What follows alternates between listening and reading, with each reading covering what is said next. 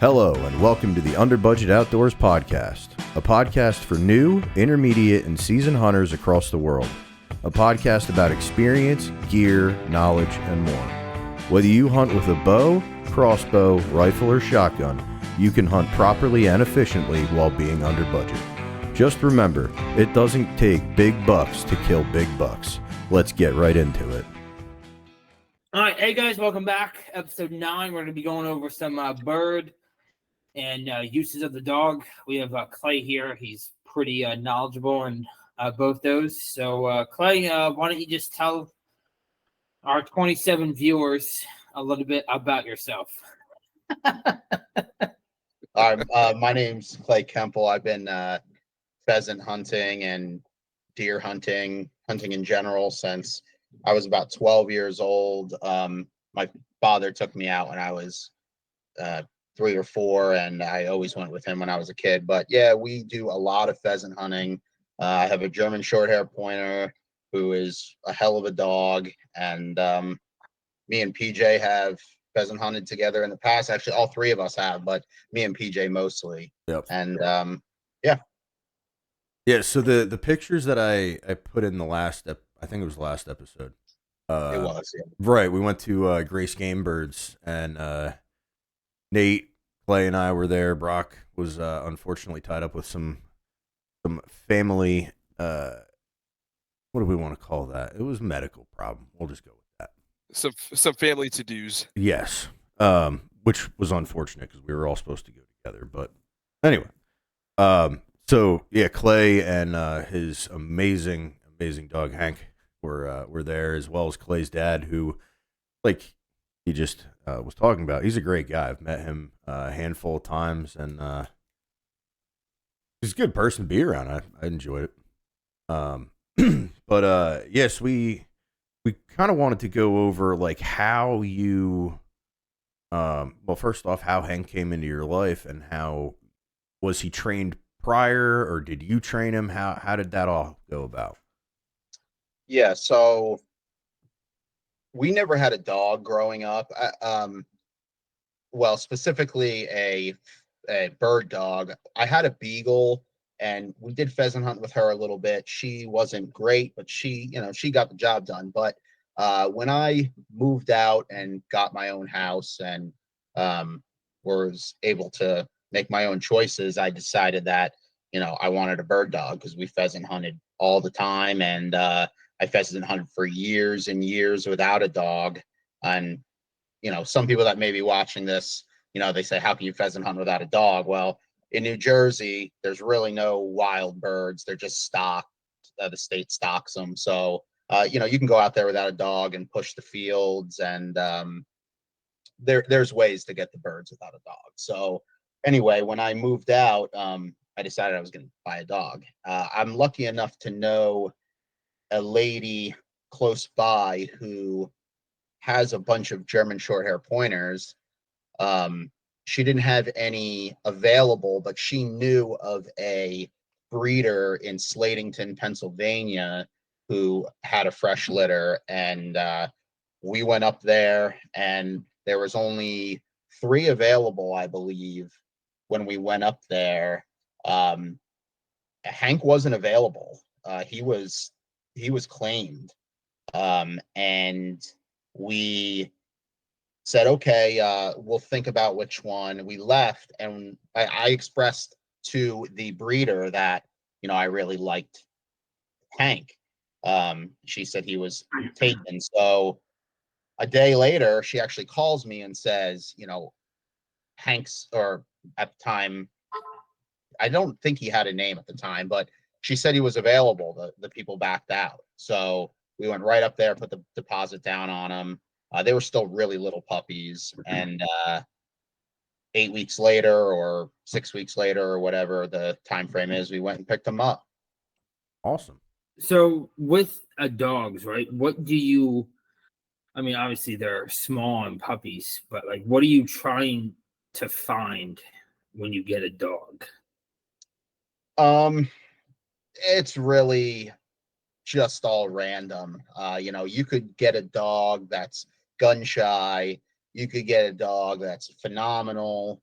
You can try to see the bloodline and the parents and see how they did. You want to make sure that the dog has all its shots and all its, medication. You really don't want to buy a backyard dog if you're going to work them. You don't know their history. They could have medical issues. That's just not a good way to go. But so you could look at the family line and the bloodline, but there's really no way of telling. Like I said, you could get a dog that's gun shy and you can't hunt with them. They just see a gun and they cower.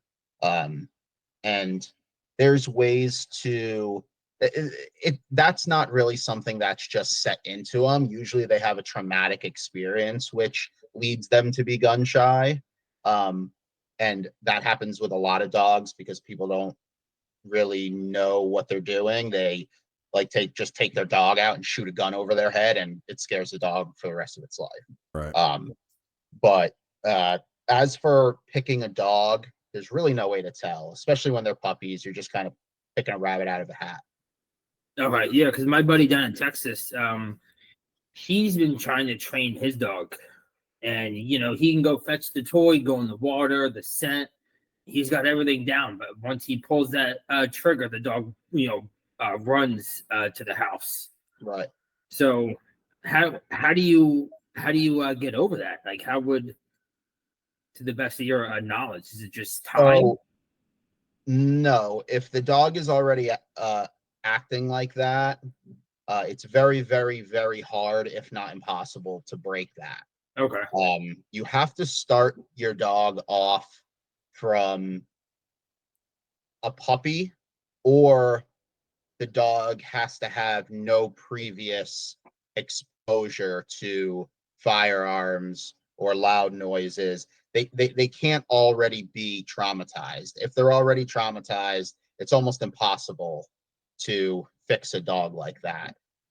Some may know ways to do that.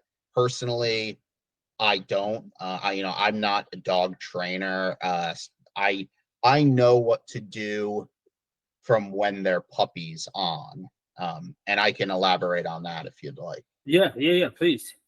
Sure. So the way I try to do it is I'll get the dog, and you want to run the dog, you want to make sure they're having as much fun as possible in the woods.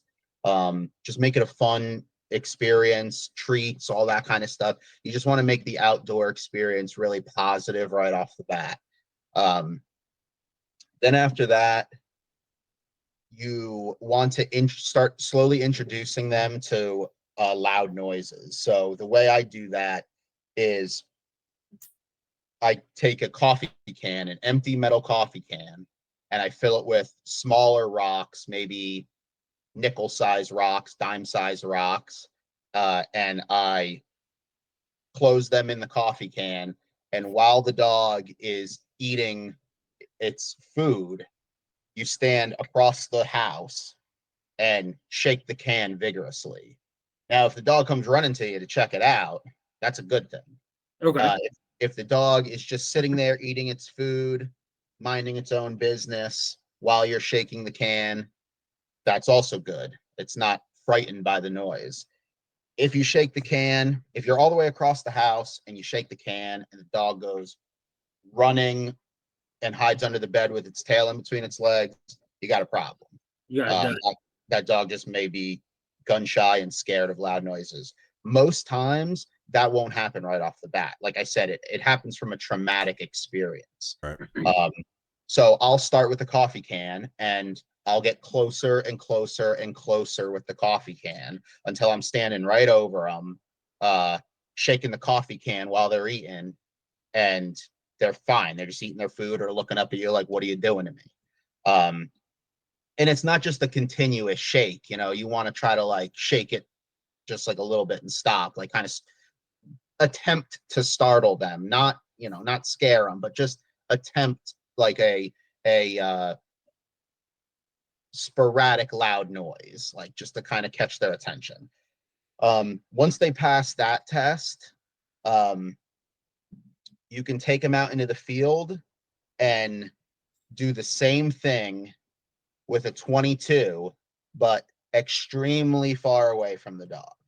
So you want to play with the dog, make the dog have the fun experience in the woods, give it treats, have familiar things, its toys, whatever it likes to do in the woods, and then fire the 22 very far away, very far away. Like if I would have to give an estimate, I'd say hundreds of yards away. And what's the time frame on this from the coffee can to the 22 right now? I mean, you can do it pretty quickly as long as they're not scared. You can do it pretty quickly. You don't want to rush it, obviously. Right. But if they're not showing any signs of being startled by the coffee can, then I would introduce the 22, soon after. But like I said, you have to be very, very, very careful. It has to be very far away. As soon as that dog gets scared, it's very hard to bring him back. So, you shoot the 22 far away. And if they're interested, if they run towards it, wonderful. If they just like shoot their head up and look for it, wonderful. They go running with the tail between their legs, you got a problem. Right. And then you slowly start working that 22 up to them. You can also introduce like pheasant scent or small training birds, and that makes the experience even more fun. Now, different breeds of dogs, and I don't know if. Why don't we go into that a little bit? Sure. Okay. But as for that, that's how I gauge if a dog is even going to be able to hunt. And eventually you'll come right up to them with the 22. They're good with it. Then you can, try popping off a 410. And, once they get to that level, if they're good with the 410, you're pretty much good. You just want to make the experience as fun as possible and not try to traumatize the dog. Right. So being in Jersey, right, and for me as well on Pennsylvania, I don't necessarily have the land to be. I live in a pretty normal neighborhood, so if I fire a 22, my neighbors are going to be quite upset at me. So where would you go for this? Just at like a public gun range and just try to talk to the other guys there, or? So a lot of people will take their dog to the gun range and just kind of like lay back and let the dog hear it. That is in my opinion, I know people who do it and they claim it's fine. In my opinion, that's one of the worst things you could do, is to take your dog that you're trying to not traumatize to a gun range to sit in a car or sit on a leash and just listen to gunshots going off. You don't want to do that. Okay. The dog feels trapped. It feels like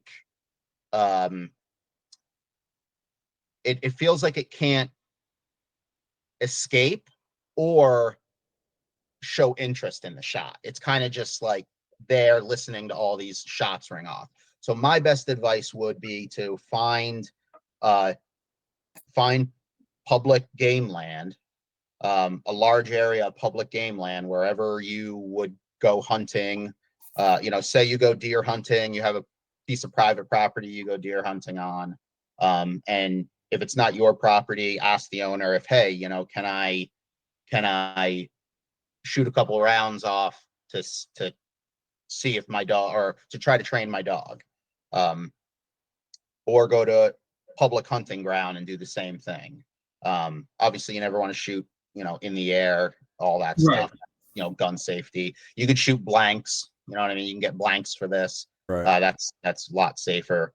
But if you don't have the land, you just got to find somewhere that's publicly accessible that you can discharge a firearm, which is most wildlife management areas. Okay. I just have to run upstairs really quick to help the wife. I'll be right back. So what made you pick a German short hair? Was there something specific about that breed that made you want to go with that, or was that what was available? I've always liked the look of German short hairs. Every time I would watch pheasant hunting on TV or a show of, about upland hunting, whenever I saw a German short hair pointer, I always just said to myself, "Ooh, I like that dog."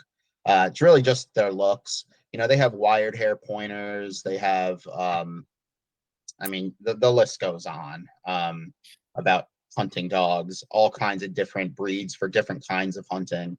But I knew I wanted a pointer. And the difference between those are you have pointers and you have flushers. You also have retrievers, which pointers and flushers can both be retrievers, should both be retrievers if they're trained. But as for picking a German short hair pointer, it was just a personal preference. Okay. And then, so you're on public land, you're trying to hunt. How does your dog interact with other dogs? Is there a problem there? Like, is there a plan of contingency? Be like, all right, if that dog is kind of crazy off in the distance, like how do you avoid confrontation between dogs? So I'm lucky that Hank is an extremely passive dog when it comes to people and other animals. I just got lucky with that. I mean, it also takes training too. I mean, the way a dog acts reflects on the owner, if you ask me. So if you got a dog that's all crazy, or a dog that's, biting, nipping at other dogs, or just takes off and doesn't heel or listen to commands, that's just an untrained dog, and the owner hasn't trained them right or hasn't put forth the effort to train them. But again, like I said, it's kind of picking a rabbit out of a hat. So you get some dogs that are really easy, you get some dogs that are really hard, and some are born to hunt and others aren't. Some German short hairs are born to hunt, some aren't born to hunt. They are, this breed has been bred to hunt upland birds, so it is in their DNA to hunt upland birds. But sometimes you get better dogs than others. Okay. And I remember when I went out with you, I think that was like 2 years ago now. Yeah, about that. I believe Hank had a collar on. That's how you called them? Yeah, so most dogs, pretty much all upland bird dogs, wear a collar. There are different kinds of collars. There's all kinds of collars: GPS collars, shock collars, vibration collars. There's pointer collars. But what I did with Hank is, so I kind of trained him. I trained him the kind of the opposite way that you're supposed to train a bird dog, because I wanted him to stay in our yard too. So I got him an e-collar. They call them e-collars, electric collars, that has 3 functions. It has shock, it has vibrate, and it has beep. So just like with the classic dog fence, that you put in the ground, and then people put the flags up and the dog gets close to the flags, and then it gets shocked and it knows not to go close to the flags. Well, I did that manually. So I put the flags up, and then whenever Hank got near the flags, I would beep him or vibrate him for him to come back. That didn't work.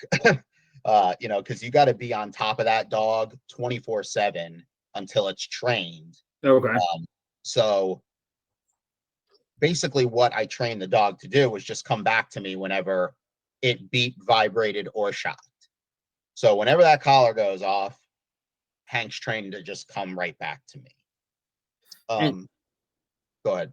And did you ever use, because, just going on, any type of hunting website, I always see these like 50-foot long leashes or some crazy. Like, have you ever tried that in the beginning, or you just went right to the collar? So after I made sure Hank wasn't gun shy, and I knew he was going to hunt. The next thing you do is it's called a check cord or a long lead or whatever you want to call it. But yeah, you put a 50-foot cord on them and you let them hunt. And a lot of these young dogs, like I said earlier, it's instinctually bred into the dog to hunt and to point. But you have to solidify some of the basics with the dog, like holding the point. A lot of these dogs will smell the bird, go on point, and then they'll do what's called creeping. And they'll like as they point, they'll walk towards the bird. That's not ideal. You want a pointer to hold the point and wait till you get up there to flush the bird. So I had to work on that with Hank with the check cord. He loved to creep. That, like, he would smell the bird, go on point, and then creep right up to the bird. So it took me about, I'd say, 2 or 3 weeks of check cording him to get him to hold the point. And I trained him on the phrase "hold it." So whenever Hank goes on point, I just say hold it, and he'll sit there and hold that point. Sometimes he just can't help himself and he'll creep a little bit, especially as I get closer. But as I get closer, I don't really care if he creeps because I'm already close enough to take a shot. So if the bird jumps up, it's fine. So yeah, I mean, there's stages to it. There's the making sure that they're not gun shy. Then there's reinforcing the basics, like holding the point. You teach them that with the check cord, and also the other basics like, heel, sit, all the basic dog commands that any dog learns. It's just really good for you to have that relationship with that dog. Okay, So- yeah. My dog I have a golden retriever, and he's about almost a year. And I mean, I don't know anything about training dogs for bird hunting, but he seems super interested. I don't know if it's just him being a dog, but he seems super interested Sure. in like birds. Like, he won't necessarily do the traditional point, but he'll kind of like stop walking, look in that direction, So I'm asking all these questions because, it would be pretty sweet to, have my own dog out there. Sure. For whatever. So, golden retrievers, I mean, it's in their name. They're retrievers. They're meant to see the down bird, get the down bird, bring the down bird back. That's what they've been bred to do. I believe same thing with labs. They're natural flushers. They don't instinctually hold a point. They instinctually smell the bird and find the bird. They'll just run through the brush until the bird gets up. So if you've got a dog that's a flusher, you want to train that dog to stay extremely close to you. Because if that dog gets, 30 yards downfield and gets on a scent, the bird's going to get up and you're going to be too far away for a shot. So the check cord for a flusher is extremely important. You want to train that dog to stay extremely close to you, and you do that by having the check cord and using a keyword like heel. Okay. Heel usually means to come back to you, but you can use whatever word you want. You just want to make sure that flusher stays very close to you. Okay. Brock, did you have a question before I cut you off there, bud? Well, I honestly forgot what I was going to ask, but so like I know when I went out with you, we did it on the public land up at Spruce Run. So when you're on a public land, you have hundreds of other people out there. You know, like Nate was saying before, there's other dogs around, whatever. Let's say, especially there at Spruce Run, how they have the fields that are kind of just like a small separation with the hedgerows and stuff. How is it with your dog or just dogs in general if your dog is with you and then a guy in the next field over shoots a bird and getting your dog not to, take off after that one and, butt into their area or anything like that? It's very, very difficult. You have to kind of go into that situation with a lot of courtesy and a lot of understanding that, these dogs don't know that there's different hunting parties. You try to stay out of other people's area, but there's on public land, there's only so many areas to hunt. There's so many guys. So you kind of just have to go in there with a mindset like other people's dogs are going to get in front of us. My dog's going to get in front of other people. As long as we all remember, our safety rules and we're courteous, it is what it is. I personally, I've shot so many birds in my life that when I go out pheasant hunting, I don't care if I shoot a bird or not. I'm out there for the dog and I'm out there for the people in my party. So if I can get anybody a bird, I don't care if it's my friends, a guest that we have, or Joe Blows walking through the field. Many times my dog has pointed a bird that's in his field because Hank just, like Brock said, the fields are right next to each other. So this hunting party may be working this field. We're right in the next field. The dog just happens to cross over the line and points a bird. Now, if my dog points a bird that was in their field, it's all theirs. You know what I mean? I'm not like running over there and being like, "Hey, it's my bird because my dog got it." Absolutely not. It's you have to be very courteous when you're on public land. A lot of young hunters out there. There's a lot of hunters out there that probably shouldn't be, honestly. And For sure. you just got to go into it with the mindset of, I'm out here for my dog. I'm out here to have fun. And, I'm not worried about anything but having a good time and being safe while doing it. So Okay. if you're getting into, wanting to train your own dog or anything like that, would you recommend starting it off with going to like a private guided hunt where you can bring your own dog with you to get them used to it and then go into public land? Or would you be okay with going out to public for the first time? You just have to keep the woodsmanship in mind and all that kind of stuff. So I would, if it were me, I would probably,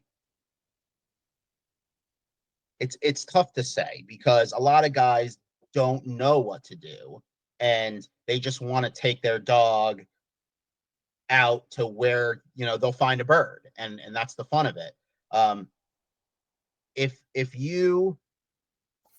you just go out to public land like that, you have more of a chance of traumatizing your dog if they're being trained. You want to take your dog to a place that is controlled. You want to put them in a controlled environment where they can,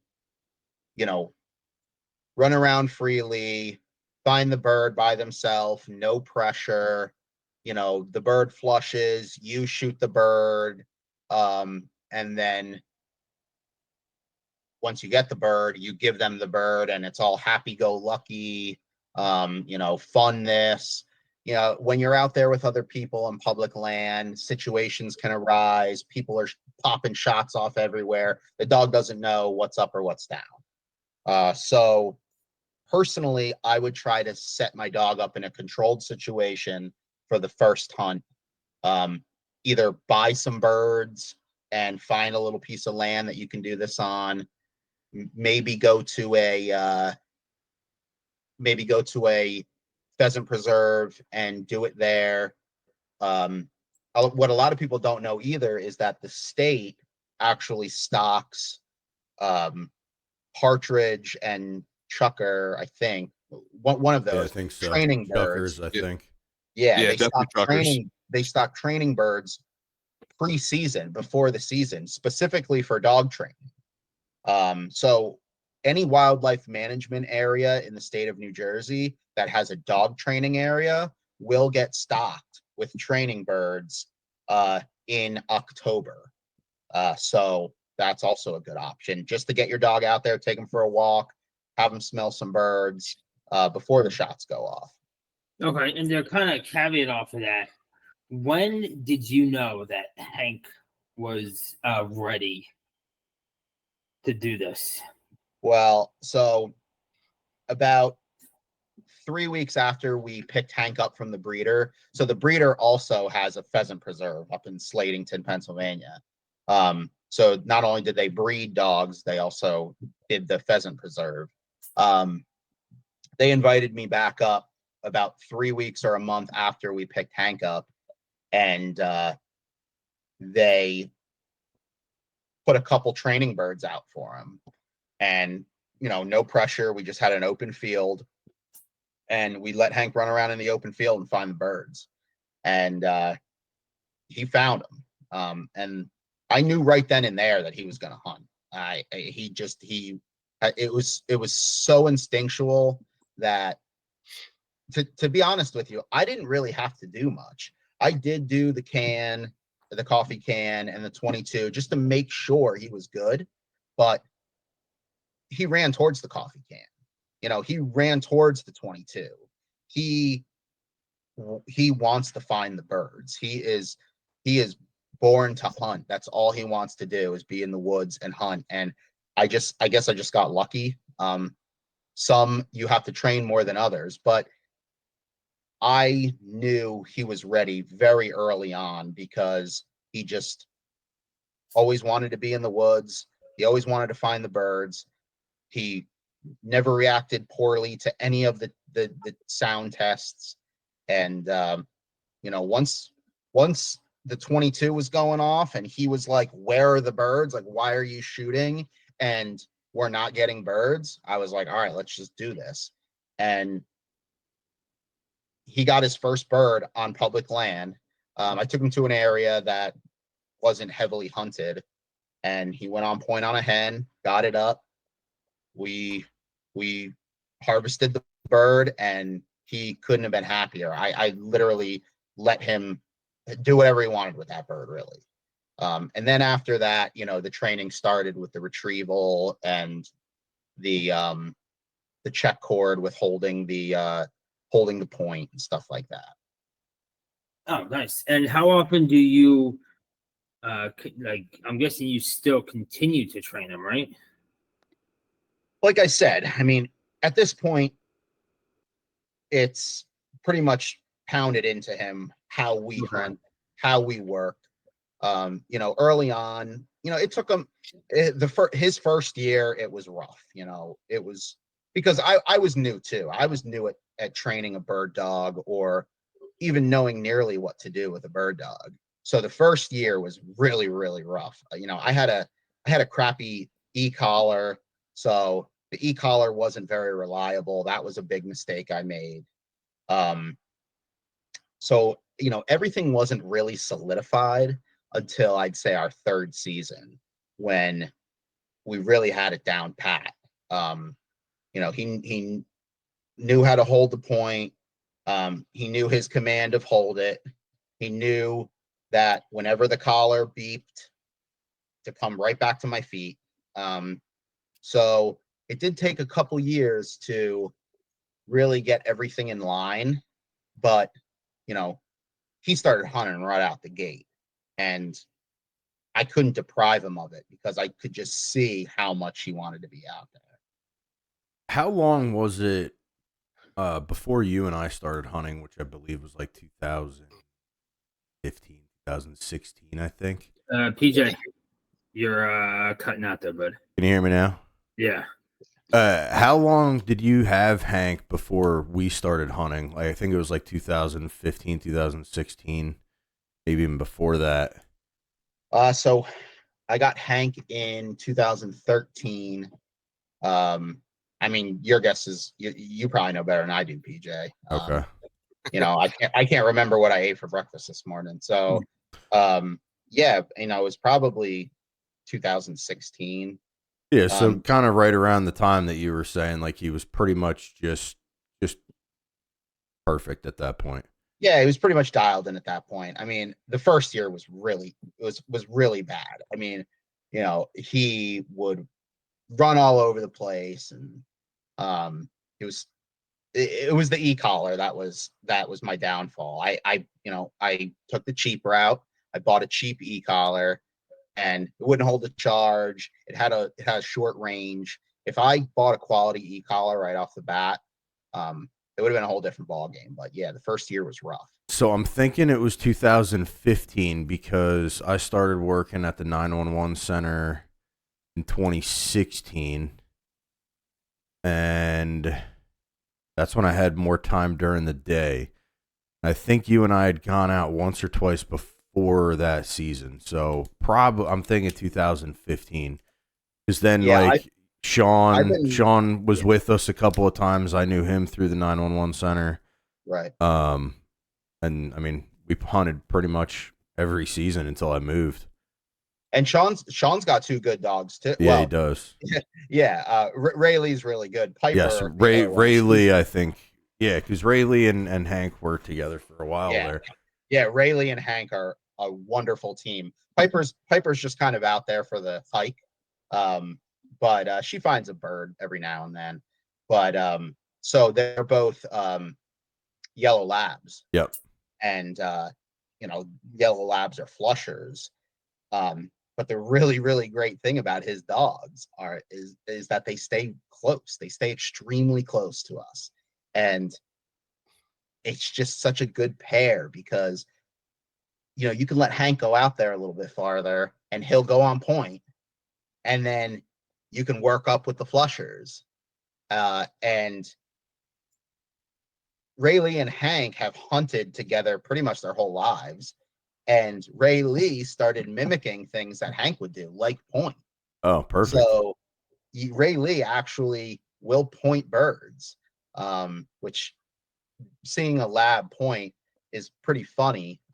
And they do it, you know what I mean? But Ray Lee and Hank have hunted hand in hand for so long. They're a phenomenal pair. They really are. So when you do go out, what's like the standard equipment that you bring out for you and your dog? Like, do you bring treats out? Like, do you still give him treats if he? No, I don't. No, I don't bring any treats anymore. His treat is getting the bird in his mouth and bringing it back to me. He lives for the point. He lives for the flush. He lives for the shot and lives for the retrieve. That's everything that he wants to do. But as for other equipment, I've got his e-collar, extremely important. I have a bell, which is also extremely important. Some e-collars come with so the reason we use the bell is we can hear the dog in the brush and we don't have to see him. And when the bell stops, that usually means he's on point. A lot of people have e-collars that won't make a sound until the dog goes on point, and then it'll start to beep so you know where the dog is. Now, I backwards trained Hank. I trained Hank to come back to me whenever the collar goes on. So sometimes it's hard for me to find Hank once he's on point because I'll hear the bell stop and I'll be like, oh, he's on point, but I don't know where he is. I could hear him, but I can't see him. So sometimes it's a hunt just to find the dog. That was we've had a few of those. Yeah, that was an error on my part at the beginning. You know, I didn't really know what I was doing. If I did, I would have went that direction because that's the right way to go. But it's okay. You know what I mean? I've never lost Hank. If I can hear the bell, I know he's going to be on that bird. Or if I hear the bell and it stops, I know he's going to be on that bird. So I think the longest it's taken me to find him is like maybe 10 minutes, which in the grand scheme of things is a long time. But so I get his e-collar, I get his bell, and then now, as you guys know, I always keep a first aid kit on me. These dogs, especially Hank, he does not feel pain when he's out there. He's If just going. he's going, Always. he's going, Always. going. If I let him go, he would go until he drops. So why? Let's bring that up. Why? Well, Why do you? Hold on. Before we get into that, because I know that we're gonna want to wrap this up. I got two questions before we get into the story to kind of like get this wrapped out and finished out. So when it comes to the hunting dog, obviously extremely active, always being out in the woods, stuff like that. First question is, do you have Hank? And also, would you recommend having a hunting dog on a certain nutritional diet or any kind of certain types of foods or anything like that to kind of help them and keep them healthy and everything? Or how do you go about that? Yeah, so a lot of people like to keep their hunting dog on like a high protein diet.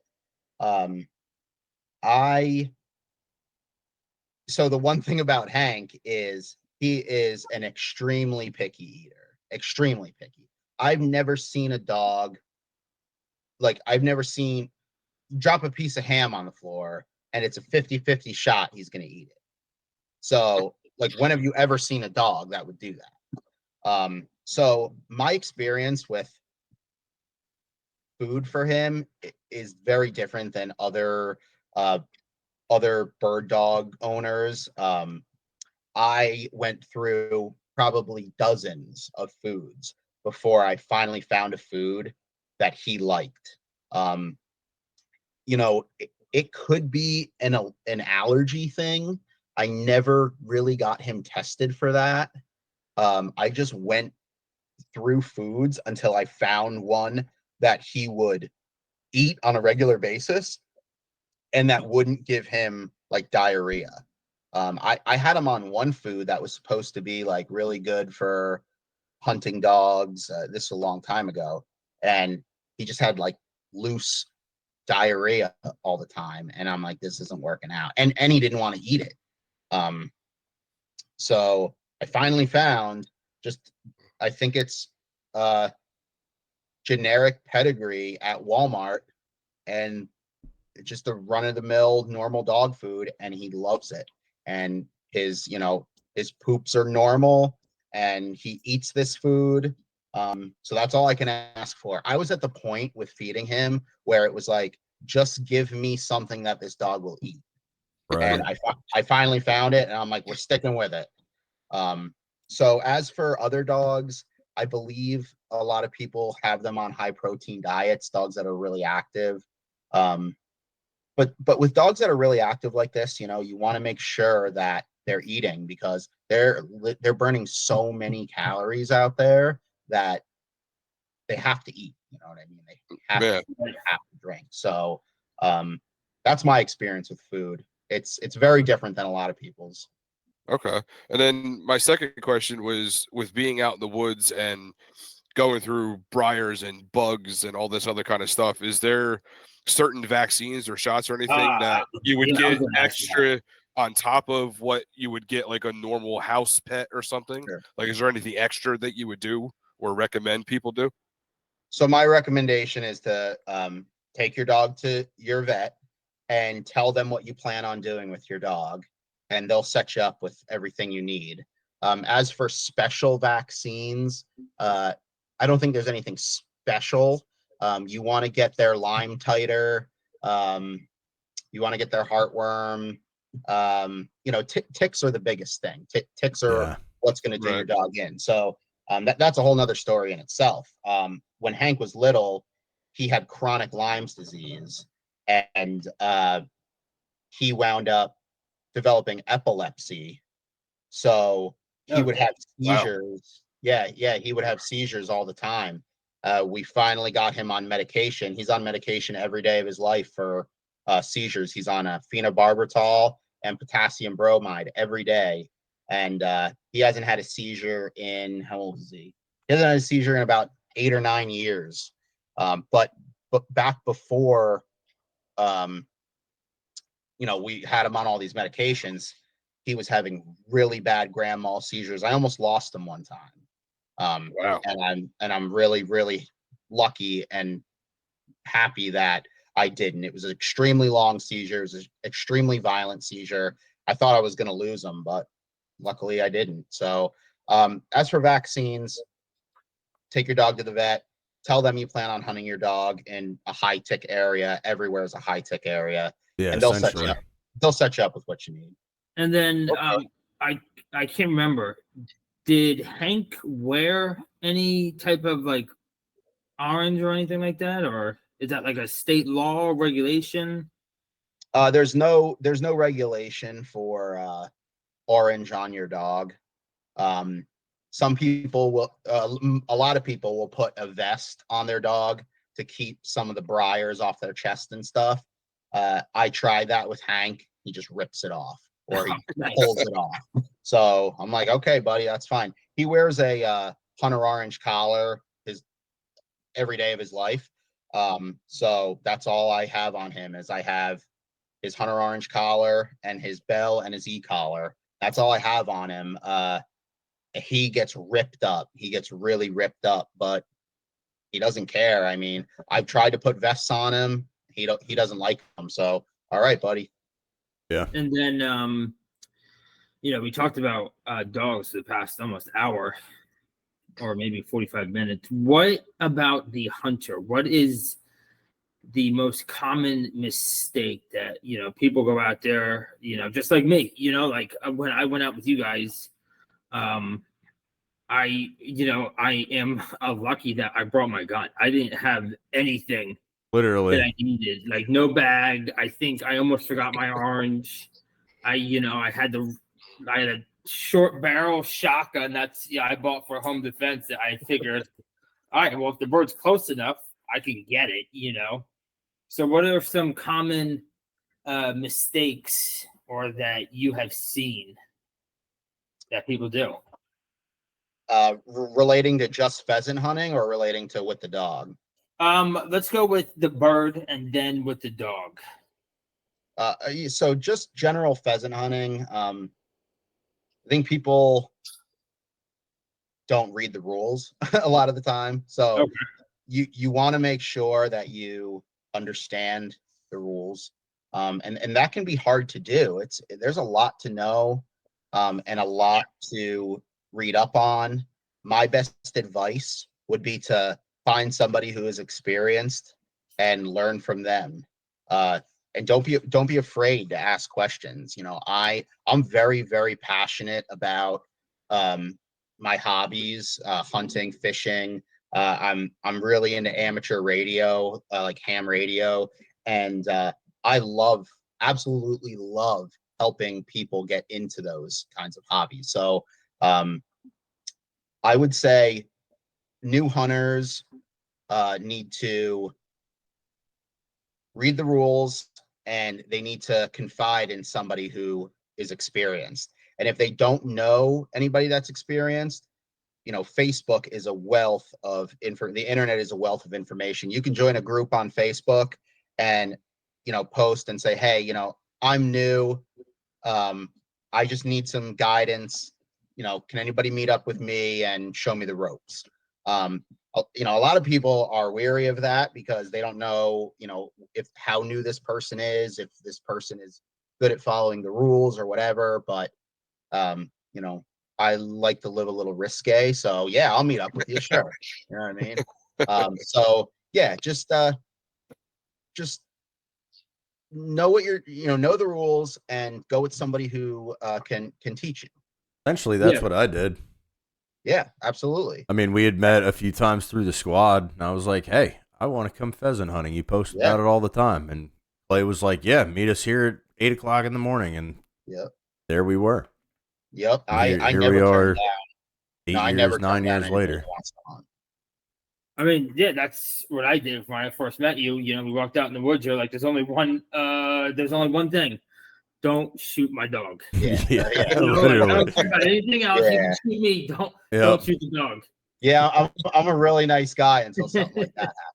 And you know, when I moved to Pennsylvania, I went on Facebook and I did exactly that. I'm like, hey, you know, I'm hunting zone, you know, 1 alpha, you know, do's and don'ts, whatever I need. And I would say within these guys must have been like, you know, dying to, you know, throw out some advice, because I would say within 3 minutes I had like 500 comments, you know, 15 different ways to you know, do it. So yeah, is there any groups on Facebook, social media, Twitter that you would call out for?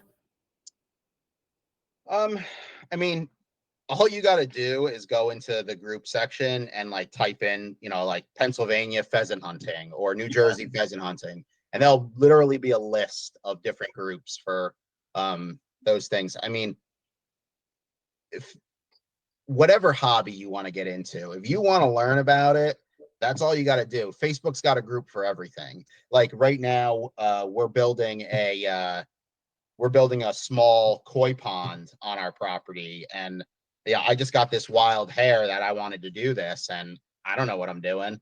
So sure enough, went to Facebook, joined this, you know, little koi pond builders group, and I've learned so much stuff. Like I would have made huge mistakes. So there's no specific group. Just go on Facebook groups, search whatever you're interested in, and you will find like-minded people. Okay. All right. So, PJ, you want to get to what you were doing before, since we cut you off, and that's all right. Get this wrapped up a little bit. Yeah. So there was this one time Clay and I were out, and we were hunting the north side of the road. We were up in a far away field, and I don't remember if Hank was on a bird or what he was doing, but he ended up in a pretty bad situation. He ran through some briars and he came back to us, and Clay and I both, within a matter of seconds, figured out that we had a serious issue. Clay had kind of mentioned it before that he has one specific spot where he always gets hit and he bleeds a lot. Yeah. Clay, why don't you jump in on that? Yeah, so we generally hunt the same area of Clinton Wildlife Management area, just outside of Clinton, New Jersey. And I mean, we hunt several spots at that WMA, but we like this one specific spot. And you got to kind of walk back in the woods, up the mountain a little bit, and there's just this specific spot that has these like massive thorns, and there's a lot of them, and it just so happens that that spot is right next to a little ravine that's got like a little creek running down in it. So, you know, after walking that entire way and hunting that entire way, we had already walked probably over a mile and a half. Oh, yeah, if I not mean, we were more. out there for a while. Yeah. I like to let Hank go down in that ravine to get a drink of water if he wants to.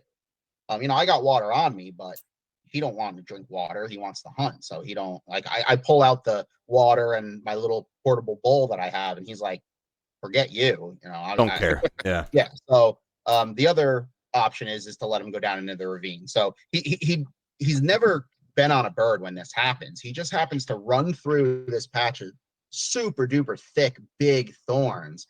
And, you know, he's got big floppy ears, and dogs have, I don't want to, we're EMTs here. I don't want to mess this up, but dogs have an artery that run along the edge of their ear lobe. And for some reason, whenever Hank goes into that area, those thorns, catch that artery. And that time specifically was the first time it ever happened. And Hank came back to us bleeding like a stuck pig. I remember his collar was the first thing I think we noticed. And you were like, "Oh, he's bleeding a little bit." And we went up, like he came to us and you had pet him and your hands were covered in blood, and yeah, we had realized that it was a bigger problem. You had found the spot, on the ear, pinched it, and we pretty much went into survival mode. I mean, you were covered in blood, I was covered in blood, our gear was bloody, and now we're a mile and a half away from the car, from any type of first aid, and at that point your heart's pumping because you've been walking a lot of cardio going on, but also what do you do? Right? Like you said, you're an EMT. We're all first responders. We're all in the fire departments and stuff. But like, we're trained on people. We're not really trained on dogs. So, I mean, plus it's an ear, so it's not like he's bleeding out of his leg where one of us could rip a belt off and do a tourniquet if we had to. Right. But I grabbed everything that Clay had brought with him. I grabbed his gun. He would pretty much grabbed Hank, and we essentially ran almost all the way back. And Hank was like freaking out too, because he's like, I want to run, I want to hunt, I don't give a crap what's going on. Right. Like he probably didn't even feel it, like you had said earlier. Yeah. So Hank bleeding isn't uncommon. Every time we go out in the woods, he bleeds. So, when he came back, I saw a little bit of blood on his collar. It wasn't that big of a deal. And this also happened a long time ago, like you said, probably 2016. And stupidly enough, another major mistake I made along with the e-collar was not having a first aid kit on me.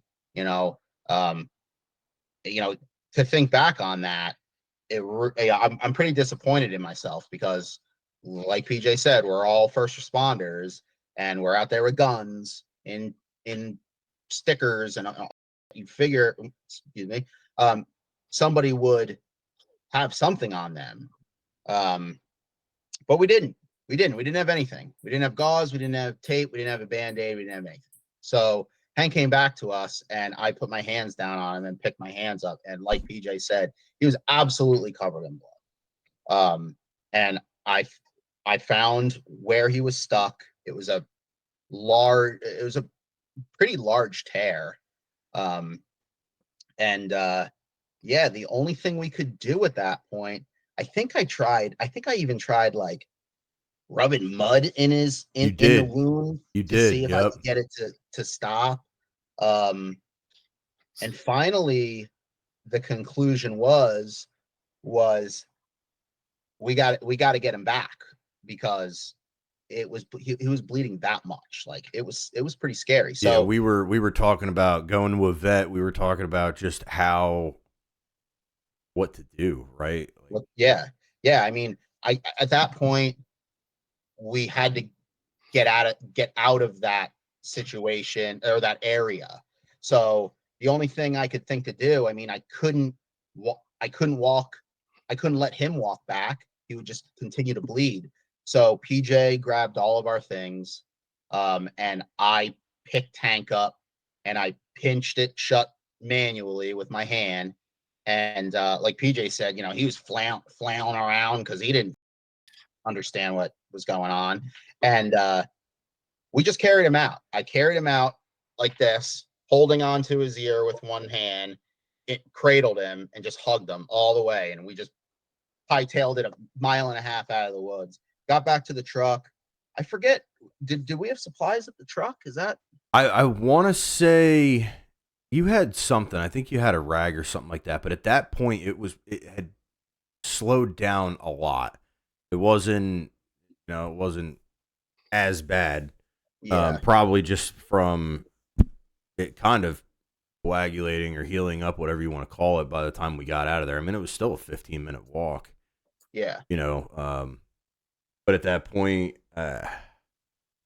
Yeah. So what I wound up doing was, I was gonna say I don't remember what actually happened once we got to the truck, but I'm pretty sure you had like a rag or something that you were just trying to even clean him up with.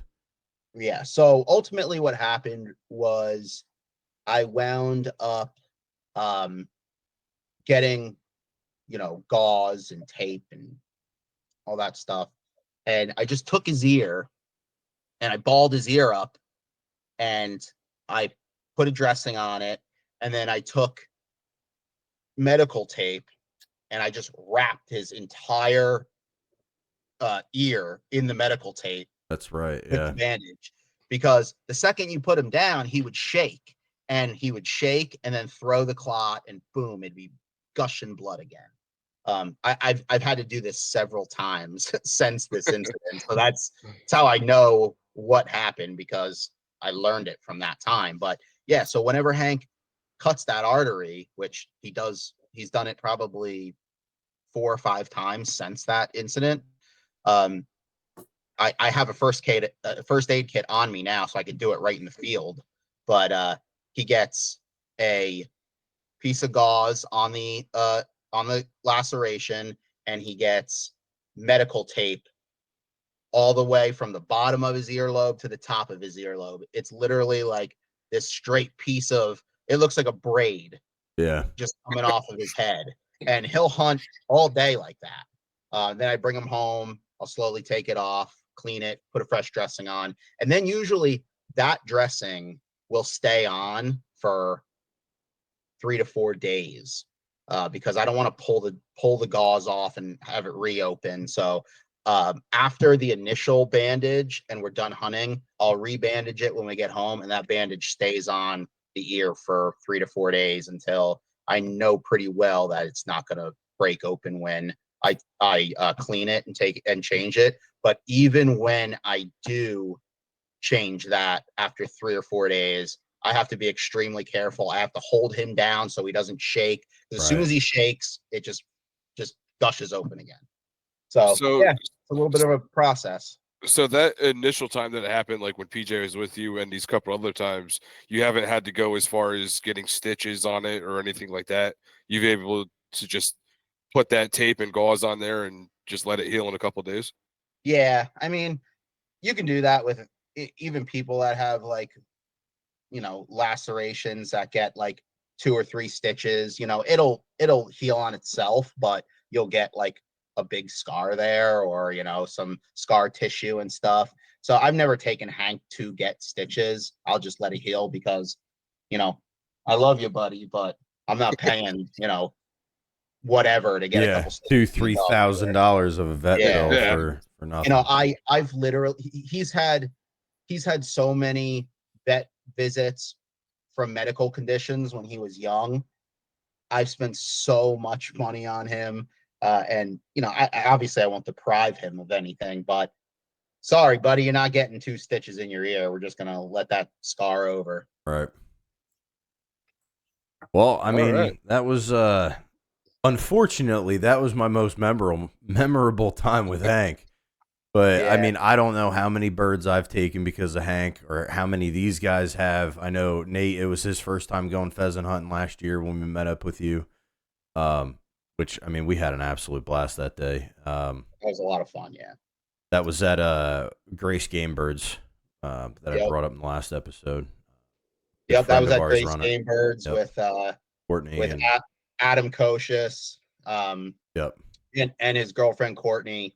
Unfortunately, Adam passed away, and they had to shut the preserve down. But it was a phenomenal spot. It was really, a great time. Yeah. Really sad to see it go. For sure. But yeah, I mean, make sure you guys hit the like, subscribe. Also, we kind of have a major announcement. Brock finally got us up on Spotify. Thanks for taking the reins on that, because I obviously have not had time to do literally about anything besides record, edit, and send it. So make sure you guys are hitting the like, subscribe, comment, TikTok, Instagram, Facebook, Spotify, YouTube. Clay, thank you so much for taking time out of your day. Thank you, man. It's a lot of great information. we're Anytime. definitely gonna have to set up something here for the next pheasant season. I'd love to do kind of a out in the field episode with you. Yeah, that'd be great. We should Under we should talk budget about on deer hunting location. sometime too. Oh, we will definitely do some deer hunting too, Yeah. for sure. But Under budget outdoors on location. Let's get it going. yeah, hey. It doesn't kill. Nope. You messed it up, Brock. No, hold on. It No. doesn't No. You messed it up, Brock. kill birds neither. Oh, Jesus. It doesn't take big bucks to kill big bucks. That's it. There All we right. go. Right.